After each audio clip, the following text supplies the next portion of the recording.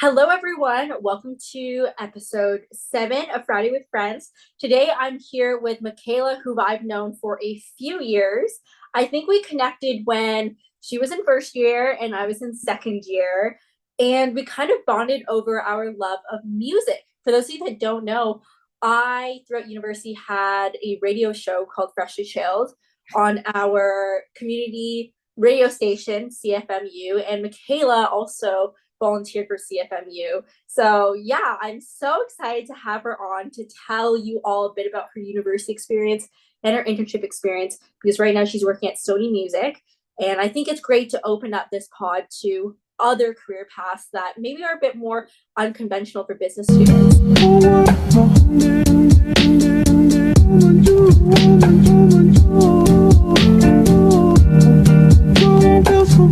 Oh yeah, Makayla, first question that I ask everybody. Can you first share a bit about your upbringing, high school experience, and career interests at the time? Yes, thank you, Wynette, for having me on. I'm literally so excited. I was so excited when she asked me to be on because I think um, it's really important to share other career paths. And I'd say I'm in a pretty cool position right now. But to answer her first question, to be honest, when we're talking about high school experience, there's not much. I gotta be honest, there's not much. I was not into sports. I was not in any clubs, no extracurriculars really. Like I was a very shy girl, which is kind of different than who I am now. But it was just like I didn't want to be involved. I had no drive to be involved. I was not good at sports. Like, need to stress that. Like, I was terrible. So I really felt like there wasn't anything I wanted to be a part of. I just knew I loved music and not even playing music, like just being totally obsessed with Disney and pop stars and boy bands, all of it. So my parents, my dad, is super into heavy metal and he's a guitarist.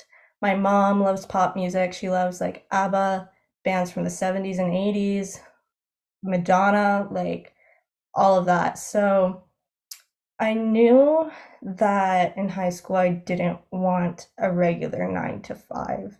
And I didn't want to go into healthcare, engineering, sciences. Like I knew I didn't want to do any of that. So I knew what I didn't want to do, but I didn't really know which career path was right for me. So I really gravitated towards classes like photography and Photoshop because they were a little bit more creative than um, anything else there was. And I wasn't the best at math or science either. So that was kind of like what I liked. And then when like it came time for grade 12, um, I was actually told by my guidance counselors that I should maybe drop into a lower level of classes and go to college for nursing. And they put me in a nursing co-op, which I had to lie and say I was moving to get out of. I don't regret doing that one bit. So it was really hard to kind of find what I wanted. All I knew was I was obsessed with One Direction, and going to their shows brought me joy. So I really wanted something creative, something that I felt like I could do for the rest of my life. And a regular job was not going to cut it for me. Thanks so much, Makayla. And I don't know, like I've heard a lot of guidance counselor stories in high school, Yeah. and they're just they're kind of unfortunate because what if you did listen and you did like take only college classes, and then you like right now you're almost done your BCom at Mac and Yeah. you're literally doing data analytics at Sony Music, which is, very impressive. We'll get to that later. But Mhm. I think for like viewers listening, maybe you are in grade 12, like always take guidance counselors' advice with a grain of salt. Like they don't know you. You're one of like what? Like for most public schools, you're one of 400 students. Mhm. So you know yourself the best, and I love what you said, like you love One Direction, you just knew like going to the concerts make you happy. Like why Mhm. can't that be your North Star in terms of career? Like it doesn't have to be what the guidance counselor says. No, it really doesn't. And I like to stress that a lot with like younger students and stuff who like find what I do cool. It's like, yes, there's other things outside like your normal 9 to 5 jobs or like your normal healthcare jobs. Like you can explore it more when you're in high school. Like, you don't have to be limited to what they tell you or what they want you to do. Yeah, a lot of them also just don't know, as you said, about all the different careers. They like, not to diss my high school guidance counselors, but they were a bit older. Like, I don't think they would know, like, hey, you could actually work for Spotify and stuff, music in analytics or development. Like, so it's kind of old school, and to your own, like, you can do your own research as well. Like, search it Yeah. up. YouTube is great. TikTok. You don't have to like be confined to what only they know. Yeah, my like I was saying, like my photography and Photoshop teacher, like she was probably the only one who helped me and gave me some suggestions about what was out there in the creative industries. Everyone else really didn't know. So she was a great help. She went and she found places that I could research or that I could volunteer at. I didn't end up doing it because COVID happened. But it was like really nice to see a teacher that was actually there, Mhm. that kind of helped me out, guide me along. Yeah, definitely. Now, what led you to study your BCom at McMaster? Yeah, so when it came time to like choose a career path in a university, I waited till like the last second to do so because I didn't know what I wanted to do.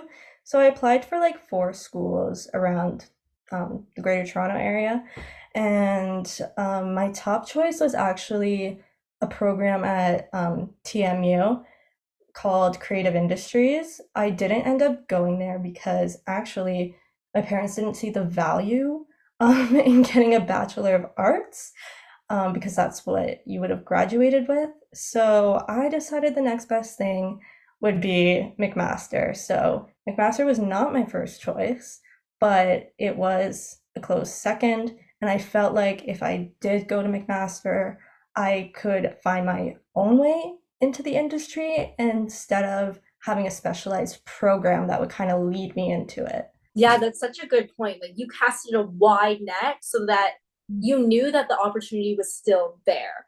I Yeah. guess, like, from your parents' point of view, and maybe eventually yours, like casting a small net is just like very, very niche. Mhm. So I think that's also why I wanted to have you on, because on this podcast we talk about like unconventional, switches or pivots, and for you, like, yeah, like, you are not a BA student, like you're BCom, like you take the accounting and finance classes like everybody else. Yes, like econ classes, but you still broke into a creative space, a very creative space. So I think all our viewers can be inspired that you've done that. Exactly. Like it wasn't easy. It really wasn't easy. Like accounting, finance, like those were hard courses to get through for me. But I do feel like having that broad experience, and McMaster really does a good job at this, I feel like, giving students like a very good baseline of all different specializations in business. I feel like that was really, really useful. And then like the last 2 years of your university degree, you get to specialize. So I really like that idea that I could go into something like marketing, but also have like that BCom, that good base like of business knowledge that they provided. You have a lot of experience, a lot of different things going on in your LinkedIn and your resume. Can you share about your entire internship slash work experience so far, like since starting university? Yeah. So, like I said, like it wasn't until university that I started to get involved and I started researching how I could get into a creative industry more thoroughly. So, one of my first volunteer experiences was with an organization called Fan to Band, and they were a company out of New York. And basically, the founder started the company because she worked at record labels and she saw that they didn't really understand the fan perspective, but were asking her all the time what they wanted because she was a fan herself. So Fanta Band was made first as a street team. So basically, what a street team does is they go and promote an artist's music or just an album that's coming out or do promo for it. So she made the first virtual one, and I found it by doing my own research, and I decided to join as a street team member.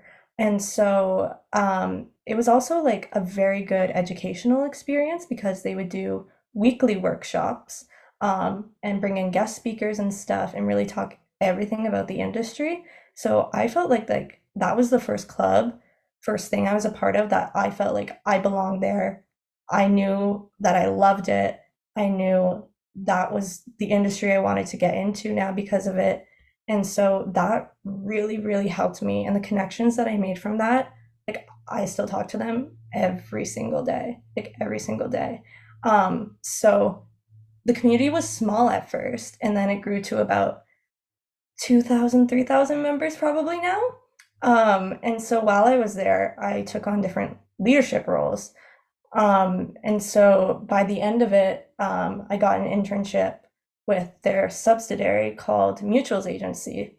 So that was really like a big part of my experience because when I was at Fantaband, I was running that virtual street team of that many members in like 30 plus countries. So I was the one putting on the events.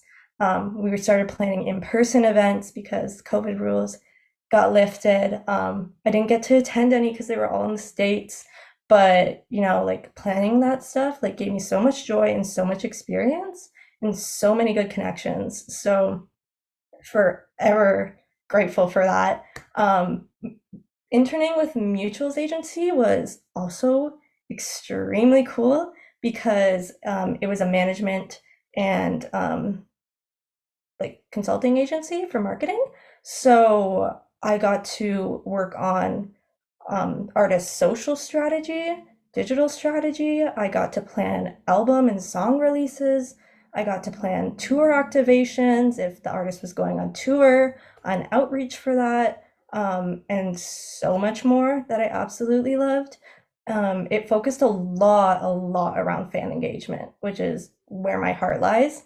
And now, because of all that experience, I got an internship at Sony Music Canada, which I am super proud of. It took me a long time to get here, but I am currently on the partner development and analytics teams, and it has been absolutely incredible so far because, like I said, I love pop stars, I love pop music, I love boy bands, and it's really where my heart lies. So getting to learn from the greatest at one of the biggest record labels is really amazing. I'm so excited for you. I got chills when you were talking about that. Next question, why entertainment, music, and live events? Maybe like now I understand your story from high school, like you always loved music, but have you thought of like movies or I don't know, like content creation or there's so many like niches within entertainment now. Mhm. Like why music and do you think you'll stay in music? Obviously, like I mentioned before, it was because I love Disney, I love pop stars, pop culture. I love watching the music videos on the TV as a kid. Um, I I love singing karaoke when I was a kid. Like that was my thing. Do I have a good voice now? Absolutely not. So that's why I'm on the business side of things. So going to shows as a kid, my parents would take me to almost every concert I wanted to go to, which I'm very, very fortunate. I got to go to all the One Direction shows. I got to be a part of it, and that's when I kind of unconsciously knew that that was what I wanted to do, because I would see the crew like behind the barricade, and I'd be like, "You guys are so cool!" Like I still I still fangirl over them. So I'm like, I want to be you. I want to be in your job. I just don't know how. I wasn't really drawn. I was drawn to the Disney stars, but I wasn't really drawn to film. I don't know why. I don't know. I'm more on the music and live concert side. That's just what I was drawn to. I I do, like I said, I love pop culture in general. So I do feel like to your question, if I'm going to stay, I do think I might pivot a little bit as my career progresses because I do love everything that has to do with influencers and sorry, influencer relations. And I've seen a lot of that while interning at different places. So I think that's a space I want to get into because again, like I'm open to kind of a lot of different things in entertainment. What are entertainment and music interviews like? We've interviewed a lot of investment bankers and consultants, and there's so much like material on the question that they're going to ask. But like, I would argue that breaking into entertainment is so niche, it is so competitive, so difficult, and it doesn't seem like there's like these guides telling you all the questions that they're going to ask. It's very interesting prepping for an entertainment and music interview compared to the rest. I was actually talking about this in one of my classes today. Some places will ask you to be like a super fan of someone before you apply to their job. Or they ask you what was your favorite show that you went to. And that is an application question or an interview question that you need to be prepared for because if you're not a fan of something, then why are you working in entertainment? Like, it really doesn't make sense. So all the interviews that I've had are kind of similar so far, no matter what the role was. And basically, it was either one round or two rounds, and that's it. Usually the two rounds because the first one is usually a screening with the recruiter, and the second one is usually one interview with the hiring manager or managers. So some questions that they may ask you is why do you want to work at the specific company, which I think is very standard for a lot of jobs. Also explaining what your previous experience is in music and how they relate to the role you're applying for. Or if you don't have a music or entertainment background, what are your transferable skills and how can they be applied to the role you're applying for? Also, it's a lot of like, what do you think? What qualities make you stand out compared to other people in the industry? Because they're, like you said, it is very competitive. They want to see what makes you stand out against the other 500 applications. Um, and there are also role specific questions if the role is a more technical position. So, for example, the data analytics role that I'm currently in, there was a lot of acronyms I needed to know in the interview and a lot of platforms that they asked me if I knew how to use. So, yeah, it varies, but also the process has been very similar for every interview I've had. Like, I have to ask, what has been your favorite show? That's, oh my gosh. I will always say, I will always say a One Direction show because they were just amazing. They were just incredible. As a young kid, like they were still my number ones, but as a young kid, that was the number one. And I would say specific show, the Where We Are tour in Toronto, the first day. I went the first day. So yeah. Why is it my favorite? I had a barricade seat and I should have brought him out. I have this is crazy fangirl me. Harry and Liam's towels that they threw me. Those are like my prized possessions. So yeah, So, who's your favorite? Harry. Obviously, I have the hoodie on. Oh, gotcha. And you did see Harry for his latest tour, did Yeah, you? I did. I went both nights because again, I just love him. Now, what does an intern at a record label do day to day? Obviously, there are different teams, but I literally have no idea. Being a music intern, being an intern that works in music, there are so many different things that you could be doing because there's huge labels, there's indie labels, there's management, live events, and concerts, and creative agencies, and the list goes on and on and on.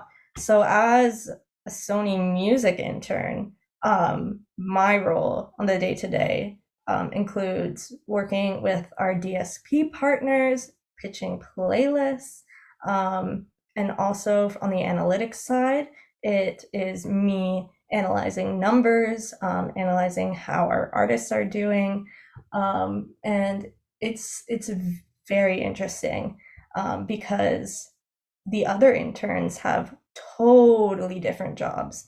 There's everything from A&R, which is artists and repertoire. So basically, you're scouting for artists to sign. There is the digital marketing side, where obviously you do the social media and artist strategy. There is radio and promotions, which kind of is in the name, radio and promotions. There's media relations, which deals a lot with public relations, communications. There is all of that. But then there's also the finance and accounting, there's the operations, there's royalties, like the list goes on and on and on.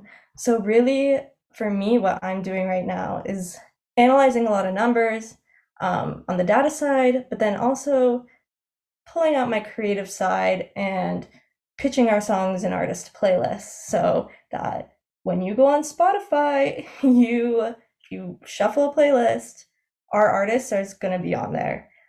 So that's something that I've really, really enjoyed doing while being in this internship. Wow, I didn't know that there was pitching involved with getting artists on that playlist. I guess like as an ignorant Spotify user, I just pull it up and it's like, okay, this is a playlist recommended for me, and you shuffle it. But now we understand all the work and the underbelly of those playlists and why like certain artists seem to appear all the time. And yeah, that's basically the record label, doing all that work behind the scenes and us working with our streaming platforms that you users use every day. So yeah, it's very, very interesting. Love Mm. it. I love it. What does the organizational structure at a typical entertainment team look like? Because like in investment banking, we know like there's like your managing director at the top, VP in the middle, analyst at the bottom. Are they flat structures at a music team, or how many people on average? All that.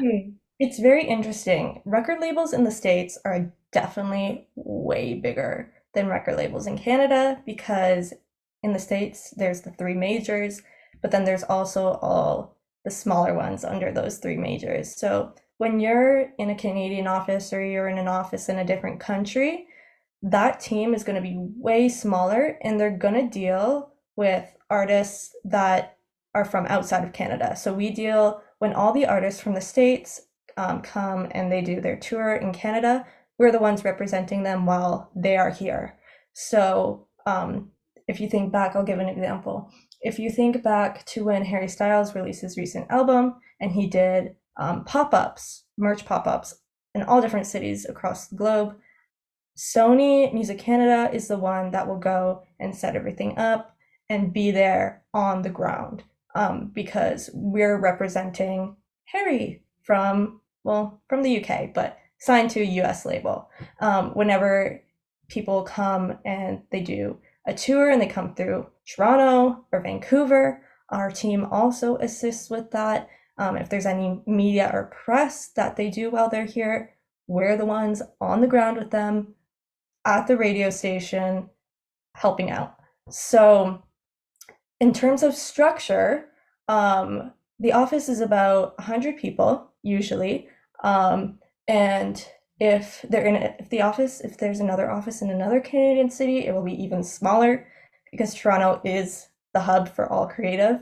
So there is your president, VP, then I would say there's your directors, senior managers, coordinators, interns. So that's kind of how it's structured.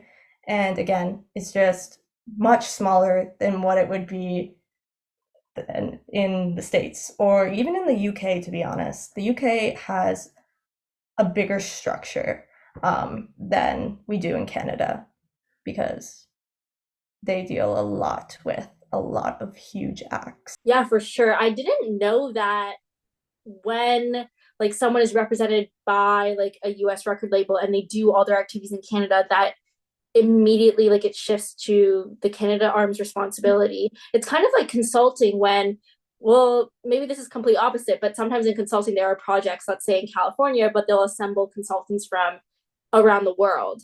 So I Exactly. guess in that sense, it's kind of like an international model, Mhm. where I guess the record label really has to be in tune with all of their arms to ensure that everything does go smoothly. Like on the world tours, I never thought of that. I thought they had people traveling with them all the Mhm. time for the same team. I mean, of course they have their people, but the arms are doing like a lot of the heavy lifting.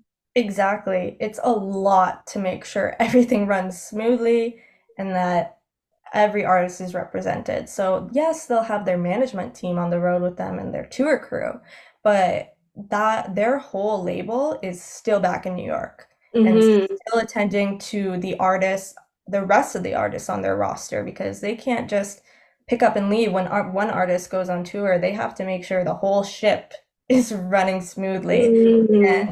So that's why record labels must have a base in every country which they promote to because there is so much that only one office in the US can do. Only Mm-hmm. like and it's just like an insane amount of work that goes into Mm-hmm. planning these types of things. So there has to be a team in these major cities. What excites you about music and live events? Is there anything that's new and up and coming that makes you like excited about? Like I said before, I love fan engagement and I love the fan to artist connection, which is a topic that wasn't often talked about 5 years ago.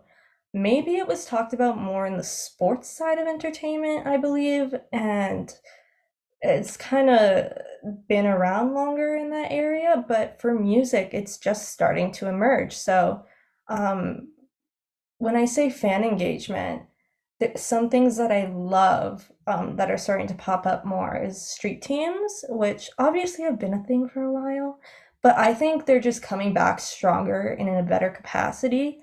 And I think that they're starting to connect fans more to their favorite artists. So that may be through social media. There's a lot of the times when an artist will now have a specific group chat on Instagram or create a broadcast channel so that it can talk directly to the fans and the fans can give feedback and they get special opportunities and they really feel like they're being valued and their voices are being heard because before it would just be left up to the record labels to like decide what they think fans will like, what they think they should do, and sometimes that just misses the mark. So there's a lot of new companies, there's a lot of new technologies and apps that are coming out to try and connect fans more. And I'm just really excited to see it all unfold.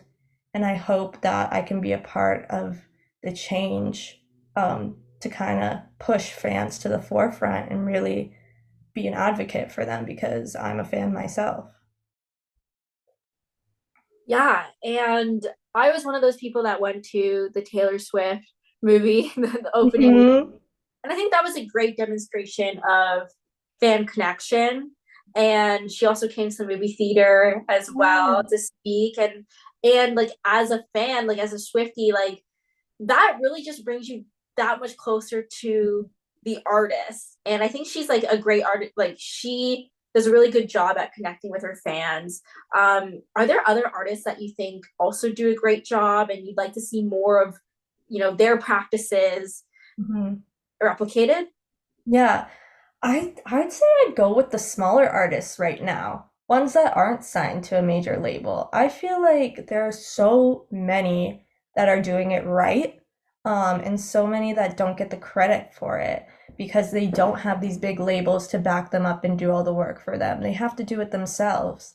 So I just think they're really creating a better space in the music industry now. I Going off of that, I do think Harry's doing a good job when it comes to his team because, for example, for the last album that came out, he created a whole Discord server and it was just a whole server that the main purpose was to make fans excited for the album and give them a place that they could talk about it And that just created a ton of hype because there would be like a new key that's unlocked, a new like door that's opened every day, leading up to the album and the new era. So I think being creative in those strategies is so important because it makes fans so excited, and then in the long run,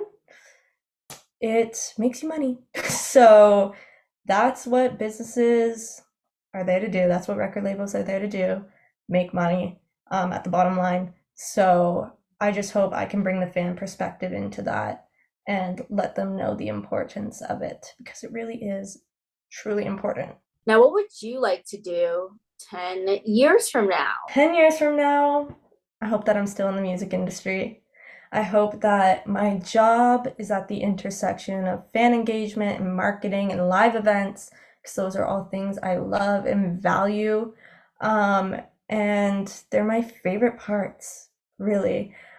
So I hope I'm still working with pop stars and boy bands and big acts that I love, new acts. I'm excited for what's to come. There's so many up and coming artists that are so talented. And that's just the dream. That's what I always wanted to do.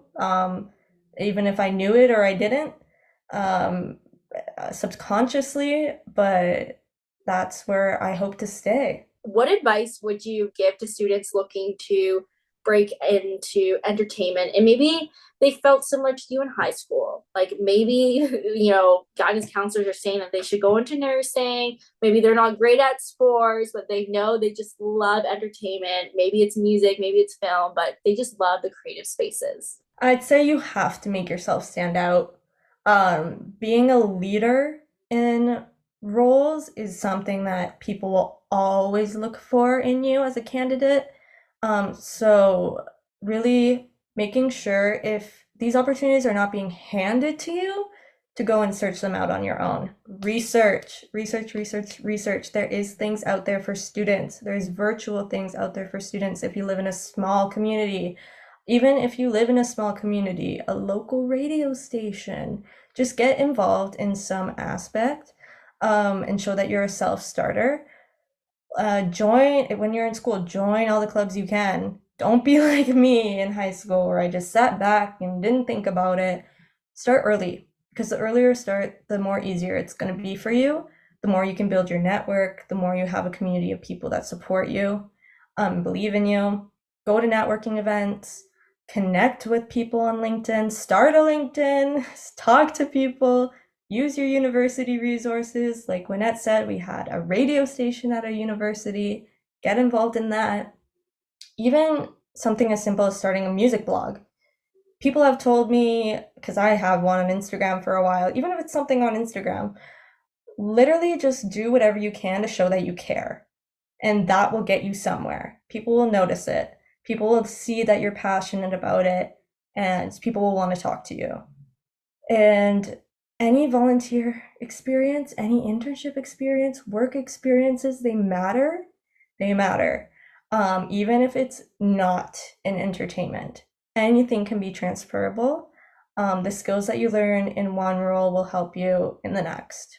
So just take every opportunity and believe in yourself because there will be people who tell you no, there will be people who say it's not realistic, but deep down, if you know yourself that you can do it, you'll get to where you want to go. That was perfectly. That was a lot, eh? That was like, it was almost like you wrote that. Like it was a script. Like it sounded so beautiful. So good job. That Thank you. yeah. And I say like I edit so many students' resumes and they're so embarrassed by their retail experience. And it's like, Mm. actually, no. Actually, Yeah. you need to put that down because yeah, maybe you did like a social media campaign for like a grocery store. You did like I don't know, like you volunteered at the library and there was an event and there were so many attendees. Like Mhm. these stuff are transferable. Don't ever shy away from it. Like I'm sure when you applied to your first music opportunity, you didn't have a stacked resume of music things. No, no, definitely not. It was working for my dad's small business. It was, helping out with the recycling committee at school one time. Like it was Yeah. embarrassing, but it was what I needed to do to get myself out there. One experience leads to the next, and you're just going to keep going. Yeah, don't let it stop you. So thank you so much, Makayla, for hopping on Friday with Friends. This episode, it was great. I want more creatives to come on because I think, well, that's kind of where my heart lies. And it's great to hear the stories of, you know, more untraditional, more unheard, so that other students can think this is a possibility for me as well. Yes, thank you so much, Wynette, for having me on. I'm sure she'll put contact information, whatever. But I am so open, so down to talk to people. I don't gatekeep. I don't believe in that.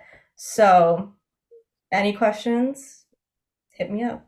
Yeah, I'll have her LinkedIn in the description. And yeah, Makayla has been so honest through the pod, and I really appreciate that because it's not always so glamorous. You can look through her LinkedIn and think it was easy for her, but one thing that I will say is that when I think tenacious, I think Makayla because I've watched her for like 3 years and be absolutely tenacious. So you should definitely contact her if this is a path that you want to go through as well. So I'll leave it there, everyone. Thank you so much for watching or listening. I will see you next Friday. Bye.